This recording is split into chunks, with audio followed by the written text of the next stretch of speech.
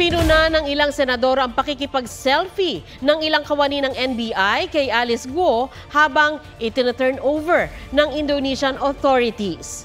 Unprofessional daw ito, sabi ni Senador Joel Villanueva. Tanong pa ng senador, gusto raw ba talaga nilang makipag-selfie sa isang pugante? Paalala naman ni Senador Riza Ontiveros, pugante si Guo at hindi celebrity. Sa inilabas na litrato ng NBI, may groupie si Guo kasama ang 4 na taga-NBI. Wala pang pahayag tungkol dito ang NBI. Huwag magpahuli sa mga balitang dapat ninyong malaman.